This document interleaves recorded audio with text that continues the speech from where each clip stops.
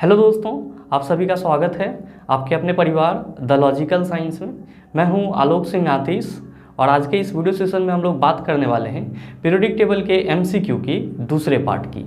जी हाँ दोस्तों, हम लोगों ने इससे पीछे के वीडियो सेशन में पीरियोडिक टेबल एमसीक्यू का पहला पार्ट देखा था, जहाँ पे हम लोगों ने पीरियोडिक टेबल से संबंधित टोटल 10 इंपॉर्टेंट क्वेश्चन को करा था।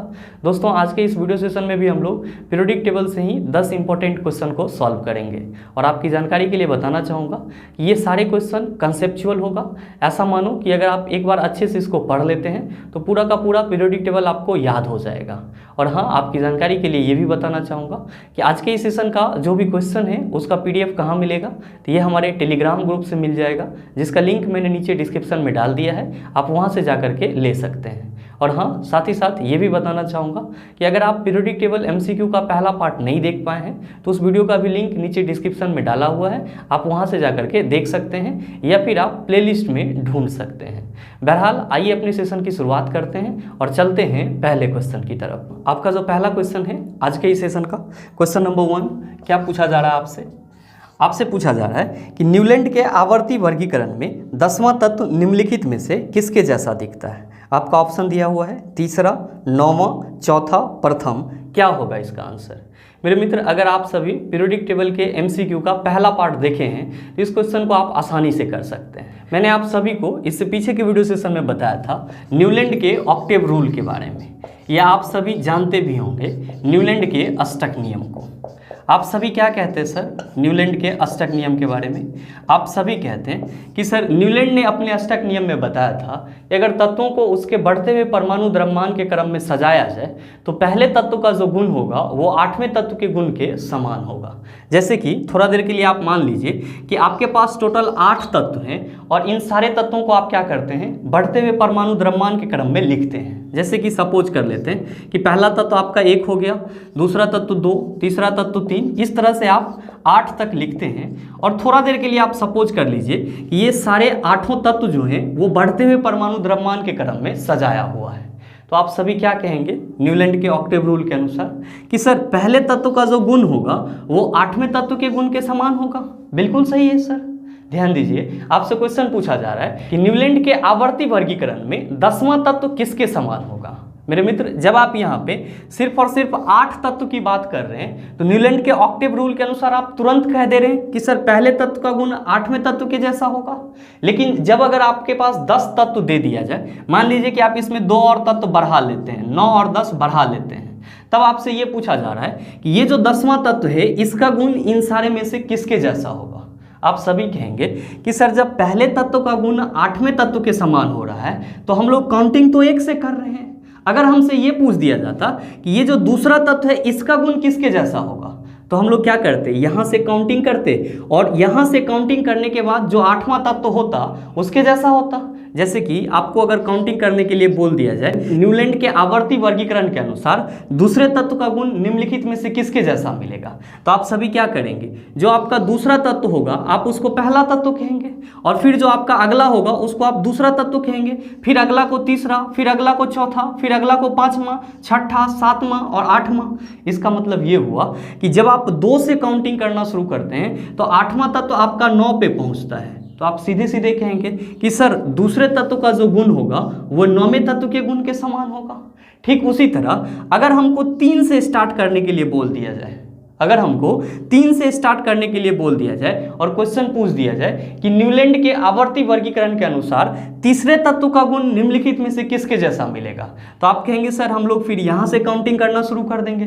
तो जो ये तीसरा तत्व बोला जा रहा है ये मेरा हो जाएगा पहला तत्व, ये हो जाएगा दूसरा तत्व, ये हो जाएगा तीसरा तत्व, ये हो जाएगा चौथा, ये हो जाएगा 5वां तत्व, ये हो जाएगा 6ठा तत्व और ये हो जाएगा 7वां तत्व और ये हो जाएगा 8वां तत्व। इसका मतलब ये हुआ कि तीसरे तत्व का जो गुण होगा वो 10वें तत्व के गुण के समान होगा। आपसे क्वेश्चन क्या पूछा जा रहा है, आपसे क्वेश्चन पूछा जा रहा है कि न्यूलैंड के आवर्ती वर्गीकरण के अनुसार 10वें तत्व का गुण निम्नलिखित में से किसके जैसा होगा। आप सभी कहेंगे सर तीसरे तत्व के जैसा होगा। तो आप बताइए कि आपके इस क्वेश्चन का सही आंसर क्या हो जाएगा। आप सभी कहेंगे सर ऑप्शन नंबर ए हो जाएगा। मेरे मित्र, उम्मीद करते हैं आप समझ पाए होंगे। चलते हैं अगले क्वेश्चन की तरफ। आपका जो अगला क्वेश्चन है, क्वेश्चन नंबर 2, क्या पूछा जा रहा है आपसे?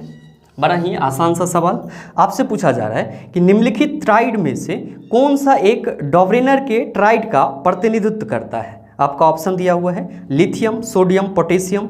दूसरा ऑप्शन दिया हुआ है लिथियम, कैल्शियम, क्लोरीन। तीसरा ऑप्शन दिया हुआ है सोडियम, स्ट्रांसियम, ब्रोमीन। और चौथा ऑप्शन दिया हुआ है लिथियम, सोडियम, पोटेशियम। और आपसे पूछा जा रहा है कि इनमें से कौन सा ऑप्शन डॉबरेनर के ट्राइड का प्रतिनिधित्व करता है, या आप सीधे सीधे इसको ऐसे समझ सकते हैं कि इनमें कौन सा ग्रुप जो है वो डॉबरेनर के ट्राइड का ग्रुप है, यानी कि डॉबरेनर के त्रियक का ग्रुप है। अगर आपने पीछे का वीडियो सेशन देखा है तो आप इसको भी आसानी से सॉल्व कर सकते हैं। मैंने आप सबों को पिछले वीडियो सेशन में बताया था डॉबरेनर के त्रियक के बारे में। डॉबरेनर के त्रियक के बारे में आप सभी क्या कहते हैं सर डॉबरेनर के त्रियक के बारे में? तो आप सभी कहते हैं कि सर डॉबरेनर ने तीन तत्वों का समूह बनाया था और इन्होंने बताया था कि 3 तत्वों को अगर उसके बढ़ते हुए परमाणु द्रव्यमान के क्रम में लिखा जाए तो जो बीच वाला तत्व होगा उसका जो परमाणु द्रव्यमान होगा वो किनारे के दोनों तत्वों का जो परमाणु द्रव्यमान होगा उसका औसत होगा। और आप सबों को मैंने ये भी बताया था कि डॉबरेनर के ट्राइड में जो 3 तत्वों का 3 समूह है वो कौन कौन सा है। आप सभी कहेंगे कि सर पहला समूह आपने बताया था कैल्शियम, स्ट्रांसियम और बेरियम का। दूसरा समूह आपने बताया था लिथियम, सोडियम और पोटेशियम का। और तीसरा समूह बताया था क्लोरीन, ब्रोमीन और आयोडीन का। देखिए आज आपसे ये क्वेश्चन पूछ लिया गया। आपसे पूछा जा रहा है कि निम्नलिखित ट्राइड में से कौन सा एक डॉबरेनर ट्राइड का प्रतिनिधित्व करता है। आपके पहले ऑप्शन में दिया हुआ है लिथियम, सोडियम, पोटेशियम। आप सभी क्या कहेंगे सर ऑप्शन नंबर ए जो है वो डॉबरेनर के ट्राइड का प्रतिनिधित्व करता है। मेरे मित्र आप सभी डॉबरेनर की इस ट्राइड को 1 या 2 बार आसानी से पढ़ेंगे माइंड में सेट करने के लिए, तो ये चीज़ आसानी से याद रह जाएगा। और इसको याद रखना बहुत ही इंपॉर्टेंट है क्योंकि आपके एग्जाम में बार बार ये पूछा जाता है। अभी तो आपसे आसान सा पूछ लिया गया लिथियम, सोडियम और पोटेशियम। कभी अगर आपके ऑप्शन में कैल्शियम, स्ट्रांसियम और बेरियम दे दे तो फिर आप परेशान हो जाइएगा। तो एक बार कोशिश कीजिएगा ठंडे दिमाग से इसको अपने माइंड में सेट करने का। 1 से 2 बार आप पढ़िएगा, ये आसानी से याद हो जाएगा। ऐसे उम्मीद करते हैं आप समझ पाए होंगे। चलते हैं अगले क्वेश्चन की तरफ। आपका जो अगला क्वेश्चन है क्वेश्चन नंबर 3, बड़ा ही आसान सा सवाल आपसे पूछा जा रहा है कि मेंडलीफ की आवर्त सारणी डैश के दौरान एक जर्मन पत्रिका में प्रकाशित हुई थी। आपका ऑप्शन दिया हुआ है 1874, 1873, 1871, 1872। आप सभी क्या कहेंगे? आप सभी ध्यान में रखिएगा कि जब भी हम लोग मेंडलीफ की बात करते हैं, जब भी हम लोग किसकी बात करते हैं सर मेंडलीफ की बात करते हैं, तो आप सभी को मैंने बताया था कि मेंडलीफ ही ऐसे पहले व्यक्ति थे जिन्होंने सबसे पहले तत्वों का आवर्त सारणी बनाया। तो आपके एग्जाम में कभी कभी ये सवाल पूछ लिया जाता है कि सर्वप्रथम आवर्त सारणी को किसने तैयार करा, तो आप सभी कहेंगे मेंडलीफ ने तैयार करा। साथ ही साथ आप ये भी ध्यान में रखेंगे कि सर्वप्रथम आवर्त सारणी कब तैयार हुआ, तो मेरे मित्र मेंडलीफ ने सबसे पहले 1869 में पीरियोडिक टेबल को बनाया था, यानी कि आवर्त सारणी को बनाया था। आपसे क्वेश्चन पूछा जा रहा है कि मेंडलीफ की आवर्त सारणी डैश के दौरान एक जर्मन पत्रिका में प्रकाशित हुई थी। मेंडलीफ ने सबसे पहले 1869 में आवर्त सारणी तो बनाया, लेकिन इसकी आवर्त सारणी जर्मन पत्रिका में 1872 ईस्वी में प्रकाशित हुई थी। तो ये दोनों ही डेट आपके लिए इंपॉर्टेंट है। आपसे क्वेश्चन ये पूछा जाए कि सर्वप्रथम आवर्त सारणी किसने बनाया, आप कहेंगे मेंडलीफ ने बनाया। सर्वप्रथम आवर्त सारणी मेंडलीफ ने कब बनाया, 1869 में बनाया। मेंडलीफ की आवर्त सारणी जर्मन पत्रिका में कब प्रकाशित हुई, आप कहेंगे 1872 में प्रकाशित हुई। तो आपके इस क्वेश्चन का सही आंसर क्या हो जाएगा, आप सभी कहेंगे सर ऑप्शन नंबर डी हो जाएगा।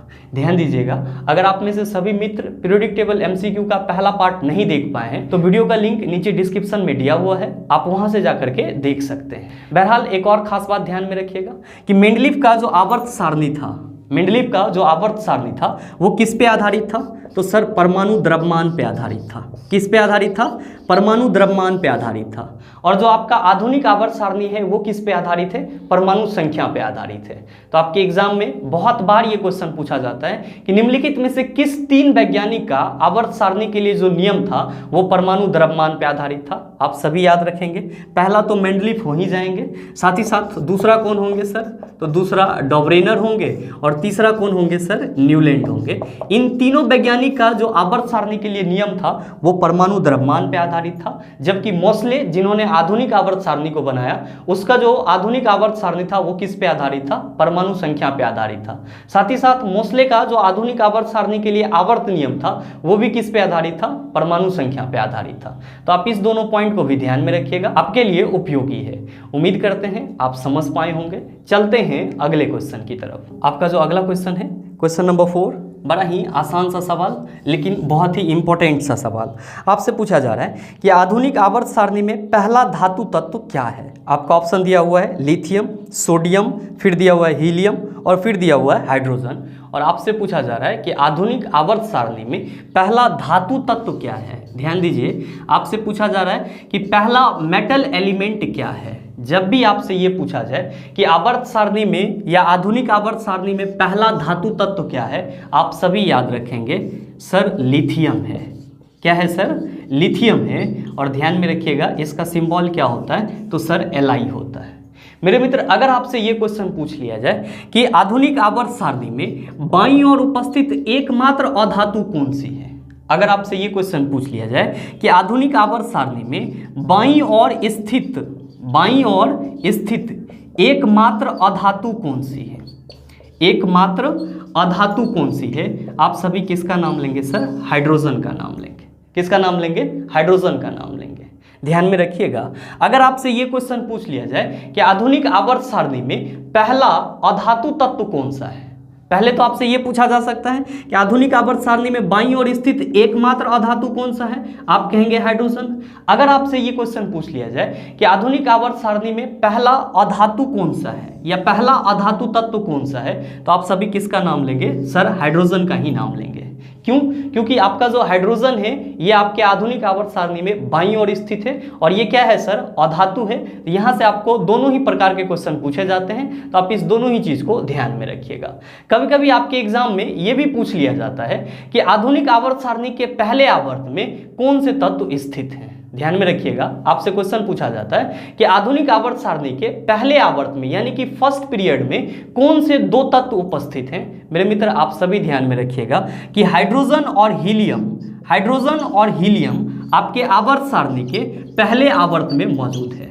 हाइड्रोजन और हीलियम आपके आवर्त सारणी के फर्स्ट पीरियड यानी कि पहले आवर्त में मौजूद हैं। तो ये चीज़ भी आपके लिए इंपॉर्टेंट है, आप इसका भी ख्याल रखिएगा। ऐसे जो आपसे क्वेश्चन पूछा जा रहा है उसका आंसर क्या होगा, आप सभी कहेंगे सर ऑप्शन नंबर ए हो जाएगा।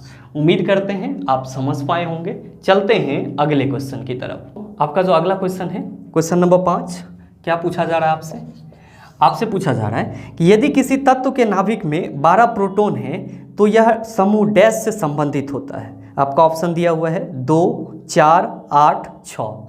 आपसे पूछा जा रहा है कि अगर किसी तत्व के नाभिक में 12 प्रोटॉन स्थित है तो ये आवर्त सारणी के किस वर्ग में होगा, यानी कि किस समूह में मिलेगा। आप सभी कहेंगे सर ये कैसे बनेगा। तो ध्यान दीजिए, आपके क्वेश्चन में कहा जा रहा है कि तत्व के नाभिक में कितना प्रोटॉन है सर, तो सर 12 प्रोटॉन है। मेरे मित्र, आप सबों को पता है कि किसी भी तत्व का जो परमाणु संख्या होता है वो उसके नाभिक में उपस्थित प्रोटॉन की संख्या के बराबर होता है। तो आपके क्वेश्चन में 12 प्रोटॉन दिया हुआ है, तो आप सभी कहते हैं कि सर परमाणु संख्या जब प्रोटॉन की संख्या के बराबर होता है तो यहाँ पे जिस तत्व की बात की जा रही है ऑब्वियस सी बात है कि उसकी परमाणु संख्या क्या हो जाएगी सर, 12 हो जाएगी। तो चलिए लिख ही लेते हैं सर कि जिस तत्व की बात की जा रही है यानी कि जिस तत्व के नाभिक में 12 प्रोटॉन है उसकी परमाणु संख्या क्या होगी सर, तो आप सभी कहेंगे 12 होगी सर। आपसे क्वेश्चन पूछा जा रहा है कि ये 12 परमाणु संख्या वाला जो तत्व है वो आवर्त सारणी के किस समूह में मिलेगा, यानी कि किस वर्ग में मिलेगा। आप सभी कहेंगे कि सर ये चीज कैसे बनेगा। तो मेरे मित्र, एक छोटा सा बात ध्यान में रखिएगा, जब भी आपसे इस टाइप का क्वेश्चन पूछा जाए कि किसी तत्व का परमाणु संख्या ये है या फिर प्रोटॉन की संख्या ये है और वो किस वर्ग या समूह में पाया जाएगा, तो आप सभी ध्यान में रखिएगा कि किसी तत्व की जो संयोजी इलेक्ट्रॉन होती है, किसी तत्व की जो संयोजी इलेक्ट्रॉन होती है वो उस तत्व के वर्ग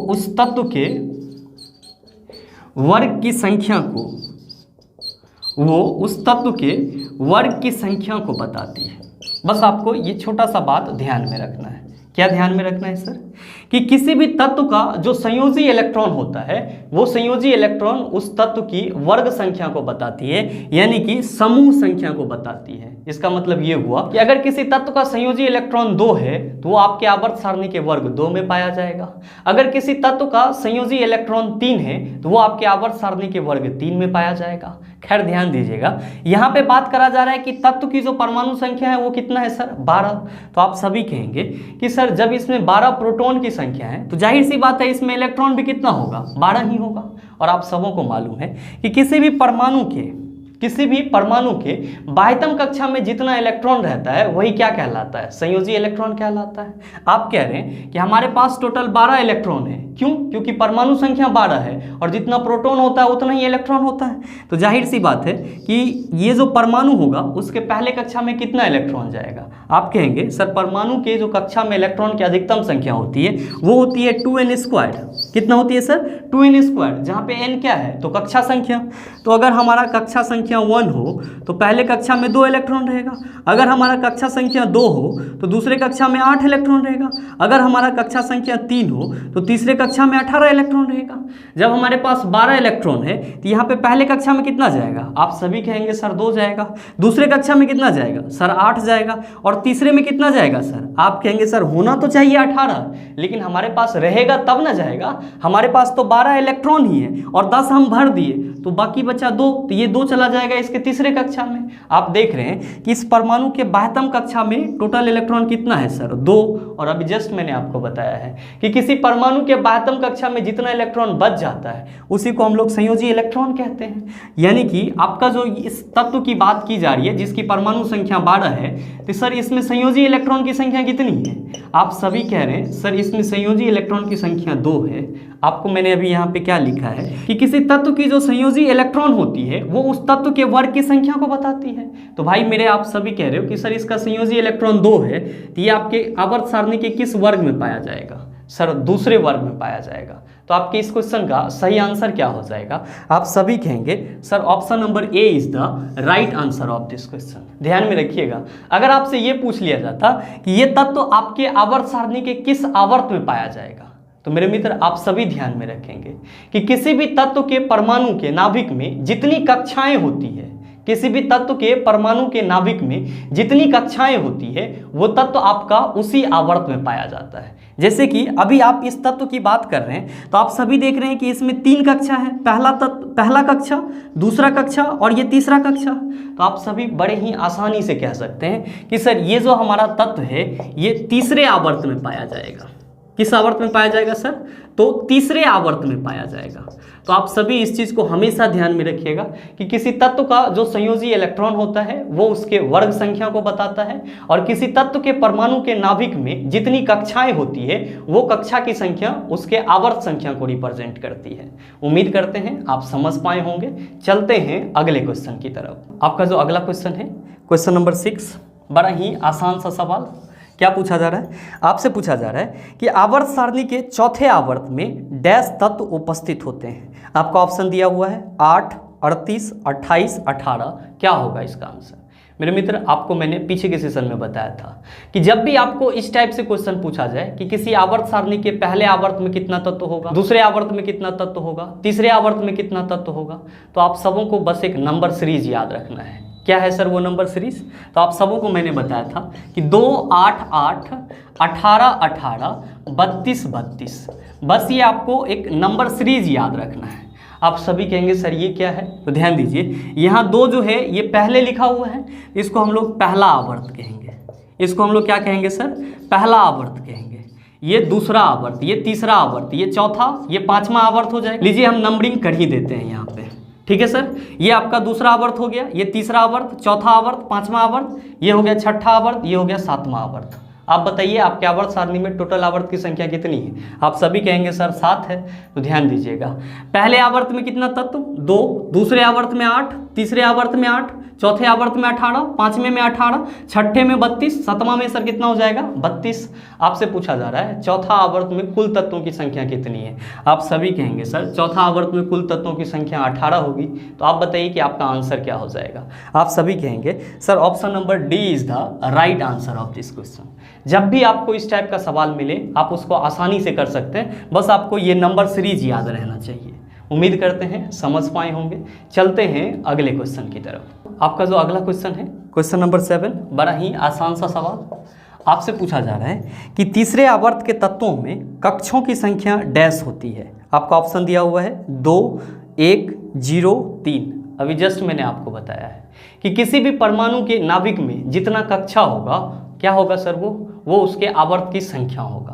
तो आपसे पूछा जा रहा है कि तीसरे आवर्त के तत्वों में, मान लीजिए कि आपका कोई तत्व तीसरा आवर्त में है। किस आवर्त में है सर? तीसरे आवर्त में है।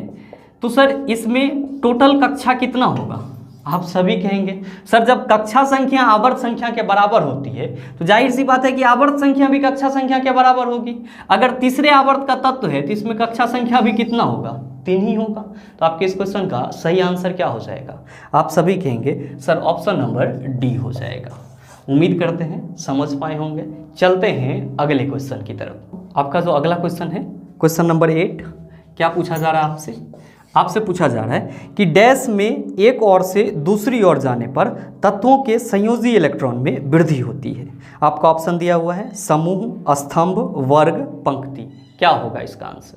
मेरे मित्र ध्यान दीजिएगा, यहाँ पे जो आपको समूह दिया हुआ है और फिर यहाँ पे जो स्तंभ दिया हुआ है और यहाँ पे वर्ग दिया हुआ है और फिर जो पंक्ति दिया हुआ है, तो ये जो पंक्ति है सर इसको इंग्लिश में हम लोग रो कहते हैं, ठीक है। और पंक्ति का मतलब हुआ जो हम लोग इस टाइप का जो लाइन हमारे आवर्त सारणी में रहता है उसको बोला जाता है। और ये जो आप समूह देख रहे हैं, स्तंभ देख रहे हैं, वर्ग देख रहे हैं, इन सारे का मतलब एक ही होता है। क्या सर? उदग रेखा, यानी कि जो हम लोग का वर्ग होता है उसी को हम लोग समूह के नाम से भी जानते हैं, स्तंभ के नाम से भी जानते हैं और वर्ग के नाम से भी जानते हैं, या इसी को हम लोग इंग्लिश में ग्रुप बोलते हैं। और ये जो आप पंक्ति देख रहे हैं सर इसको हम लोग रो बोलते हैं या फिर हम लोग आवर्त भी बोलते हैं। क्या बोलते हैं सर? आवर्त बोलते हैं। आपसे क्वेश्चन पूछा जा रहा है कि डैश में एक ओर से दूसरी ओर जाने पर तत्वों के संयोजी इलेक्ट्रॉन में वृद्धि होती है। आप सभी ध्यान में रखिएगा कि जब आप आवर्त में बाएं से दाएं जाएंगे, जब आप आवर्त में बाएं से किधर जाएंगे सर? दाएं जाएंगे, तो तत्वों के संयोजी इलेक्ट्रॉन में क्या होगी सर? वृद्धि होगी। तत्वों के संयोजी इलेक्ट्रॉन में वृद्धि होगी। आप हमेशा ध्यान में रखेंगे। क्या ध्यान में रखेंगे कि आवर्त में जब आप बाएं से दाएं जाएंगे तो संयोजी इलेक्ट्रॉन में क्या होगी सर? वृद्धि होगी। आप कहेंगे गुरुजी कितना वृद्धि होगी? तो भाई बात ध्यान में रखना कि तत्वों का संयोजी इलेक्ट्रॉन 1 से बढ़ करके कितना हो जाएगा सर? 8 हो जाएगा। कितना हो जाएगा? 1 से बढ़ करके 8 हो जाएगा। और आप सभी कहेंगे कि सर जब संयोजी इलेक्ट्रॉन में वृद्धि होगी तो बाएं से दाएं जाने पर तत्वों की संयोजकता क्या होगी? तो मेरे मित्र आप सभी ध्यान में रखेंगे कि आवर्त में बाएं से दाएं जाने पर तत्वों की संयोजकता पहले बढ़ेगी। तत्वों की संयोजकता क्या होगी सर? पहले बढ़ेगी। कितना तक बढ़ेगी सर? तो सर 1 से लेकर के 4 तक बढ़ेगी। 1 से लेकर के 4 तक क्या होगी सर? बढ़ेगी। और फिर 4 के बाद क्या हो जाएगा सर? घटना शुरू हो जाएगा। 4 के बाद क्या हो जाएगा? घटना शुरू हो जाएगा। आप सभी ध्यान में रखेंगे इस चीज को कि आवर्त सारणी में आवर्त में बाएं से दाएं जाने पर, यानी कि एक ओर से दूसरी ओर जाने पर तत्वों के संयोजी इलेक्ट्रॉन में वृद्धि होगी। कितना वृद्धि होगी? तो सर 1 से बढ़ करके 8 तक हो जाएगा और संयोजकता 1 से 4 तक बढ़ेगी, लेकिन फिर क्या हो जाएगा सर? घटना शुरू हो जाएगा। ये हम किसकी बात कर रहे हैं? तो सर आवर्त की बात कर रहे हैं। आप कहेंगे कि सर वर्ग में क्या होगा, ग्रुप में क्या होगा? तो मेरे मित्र अभी जस्ट आपने देखा है कि किसी भी तत्व का जो संयोजकता होता है या जो संयोजी इलेक्ट्रॉन होता है वो उसकी वर्ग संख्या को बताता है। तो हमेशा ध्यान में रखेंगे कि किसी भी वर्ग में, किसी भी समूह में ऊपर से नीचे आने पर जितने भी तत्व मिलेंगे उन सब का जो संयोजकता होगा या फिर जो उसकी संयोजी इलेक्ट्रॉन होगी वो क्या होगी सर? समान होगी। होगी। तो आप सभी कहेंगे सर इसका मतलब ये हुआ कि हमसे जो क्वेश्चन पूछा जा रहा है कि डैश में एक ओर से दूसरी ओर जाने पर तत्वों के संयोजी इलेक्ट्रॉन में वृद्धि होती है। आप कह रहे हैं सर पंक्ति को हम लोग रो कहते हैं और रो को आवर्त कहा जाता है, यानी कि पंक्ति में एक ओर से दूसरी ओर जाने पर क्या होगा, तत्वों के संयोजी इलेक्ट्रॉन में वृद्धि होगी। तो हमारे इस क्वेश्चन का सही आंसर क्या होगा, आप सभी कहेंगे सर ऑप्शन नंबर डी हो जाएगा। मेरे मित्र आप सभी ध्यान में रखिएगा कि किसी एक वर्ग में जितने भी तत्व उपस्थित होते हैं उन सब की जो संयोजी इलेक्ट्रॉन होती है या फिर संयोजकता होती है वो समान रहती है, लेकिन आवर्त सारणी में बाएं से दाएं जाने पर संयोजी इलेक्ट्रॉन में वृद्धि होती है और संयोजकता 1 से 4 तक बढ़ती है और फिर घटना शुरू हो जाती है। उम्मीद करते हैं समझ पाए होंगे। चलते हैं अगले क्वेश्चन की तरफ। आपका जो अगला क्वेश्चन है क्वेश्चन नंबर 9, बड़ा ही आसान सा सवाल और इस क्वेश्चन का आंसर मैं नहीं बताऊंगा, आप सभी बताएंगे क्योंकि मैंने सेशन के शुरुआत में ही आपको इस चीज़ का डिस्कशन कर दिया है। आपसे क्वेश्चन पूछा जा रहा है कि हाइड्रोजन और हीलियम को डैश में रखा गया है। आपका ऑप्शन दिया हुआ है तीसरे आवर्त में, दूसरा ऑप्शन दिया हुआ है पहले आवर्त में, तीसरा ऑप्शन दिया हुआ है चौथे आवर्त में और चौथा ऑप्शन दिया हुआ है आपका छठे आवर्त में। आप सभी इस क्वेश्चन का आंसर नीचे कमेंट करके बताइएगा। चलते हैं अगले क्वेश्चन की तरफ। आपका जो अगला क्वेश्चन है क्वेश्चन नंबर 10, क्या पूछा जा रहा है आपसे? आपसे पूछा जा रहा है कि लिथियम, सोडियम और पोटेशियम जैसे तत्व डैश से संबंधित होते हैं। आपका ऑप्शन दिया हुआ है क्षारीय मृदा धातु, दूसरा ऑप्शन दिया हुआ है हैलोजन समूह, तीसरा ऑप्शन दिया हुआ है शून्य समूह, चौथा ऑप्शन दिया हुआ है क्षारीय धातु। मेरे मित्र आप सभी ध्यान में रखेंगे कि जो आपका यहाँ पे एग्जाम्पल दिया हुआ है लिथियम, सोडियम और पोटेशियम, ये सभी क्या कहलाते हैं सर? ये सभी क्षारीय धातु कहलाते हैं। क्या कहलाते हैं? क्षारीय धातु कहलाते हैं। और मैंने आपको पीछे के सेशन में भी बताया था कि क्षारीय धातु आपके आवर्त सारणी के वर्ग 1 में मिलता है। क्षारीय धातु आवर्त सारणी के वर्ग 1 में मिलता है। ध्यान में रखिएगा आपके ऑप्शन में क्षारीय मृदा धातु भी दिया हुआ है, क्षारीय मृदा धातु भी दिया हुआ है। आप सभी ध्यान में रखेंगे क्षारीय मृदा धातु आवर्त सारणी के वर्ग 2 का जो एलिमेंट होता है उसको बोला जाता है। और इसका एग्जाम्पल क्या है सर? तो सर इसका एग्जाम्पल कैल्शियम है, मैग्नीशियम है, स्ट्रांसियम है, ये सब के सब क्या हैं सर? तो क्षारीय मृदा धातु के उदाहरण हैं। आप कहेंगे सर हमारे ऑप्शन में शून्य समूह भी दिया हुआ है, तो शून्य समूह हम लोग किसको बोलते हैं सर? तो मेरे मित्र आप सभी ध्यान में रखिएगा शून्य समूह हम लोग वर्ग 18 को बोलते हैं। आप कहेंगे कि सर वर्ग 18 में तो नोबेल गैस रहता है। भाई मेरे नोबेल गैस जितने भी होते हैं, नोबेल गैस जितने भी होते हैं इन सब की संयोजकता कितनी होती है? इन सब की संयोजकता 0 होती है, इसीलिए वर्ग 18 को शून्य समूह भी बोला जाता है। और आप सबों को पता है कि आपके पास जो टोटल नोबेल गैस एलिमेंट है वो कितने हैं सर? तो आप सभी साधारण रूप से कहते हैं सर 6 हैं। कौन कौन सा? तो सर हीलियम है, नियॉन है, आर्गन है, क्रिप्टन है, जेनॉन है और रेडॉन है। और इन सब की संयोजकता कितनी होती है? तो सर इन सब की संयोजकता 0 होती है। और ये किस वर्ग में पाए जाते हैं? तो वर्ग 18 में पाए जाते हैं, या फिर इसी को हम लोग क्या कहते हैं सर? शून्य समूह कहते हैं। आप कहेंगे कि सर हमारे ऑप्शन में हैलोजन समूह भी है।